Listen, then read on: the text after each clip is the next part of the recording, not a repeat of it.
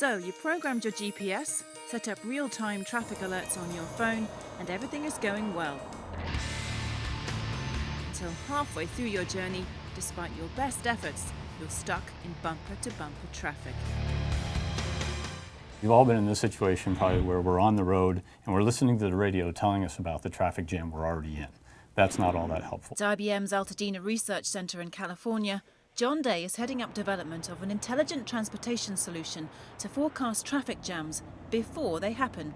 What we were really aiming for was take advantage of our analytics to recognize the patterns in traffic, what happens when things go wrong, and apply that to what's happening in real time so that we can predict 30 to 45 minutes out what traffic's going to look like. IBM is partnering on a personalized predictive modeling tool where users sign up and share data about their journeys collected by their smartphones.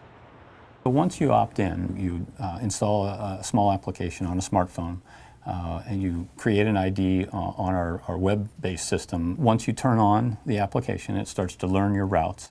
By blending this automated learning with predictive analytics, the tool can spot trouble ahead on specific routes and create a text or email alert to warn the commuter before they set out. The project is still in its research and testing phases, and IBM isn't working alone. They've joined forces with California's Department of Transportation, which provides data from thousands of traffic monitoring sensors. Meanwhile, at the University of California in Berkeley, Professor Alex Bayan is sharing his research on mobile sensing. We're working jointly on developing algorithms, and we have some data agreements that enable us to exchange data in the proper institutional context. This real-time congestion map of the San Francisco Bay Area has been created using transport agency data plus data from smartphones. Typically with smartphone is able to capture its position, its speed, lots of different parameters. And if you have a lot of this data, you can put it in models that can recreate traffic at a global scale.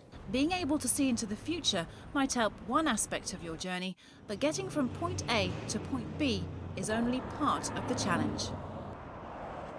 So you've made it into town using all the latest technology and gadgets to ease your commute. But you're not at your destination yet. There's just one more problem to overcome: parking.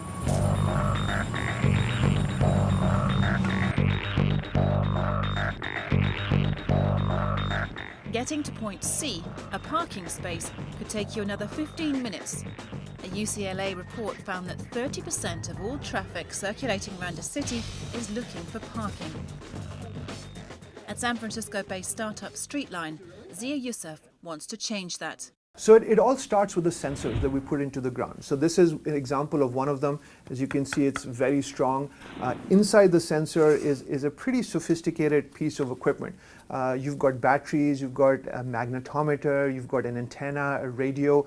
And what this sensor does is it detects the presence of a car. So the sensor knows if a car is parked in a particular spot. Specially adapted parking meters can also track payments. That's our sensors inside an old coin-operated meter.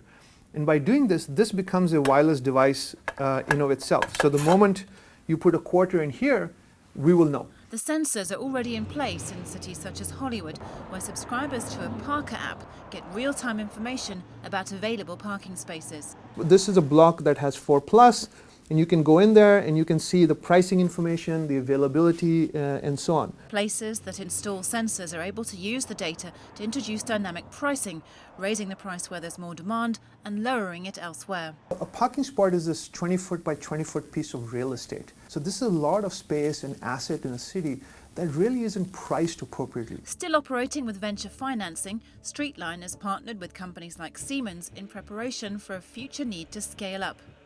Meanwhile, back at UC Berkeley, Professor Bayan is setting his sights on future uses for all this mobile data too.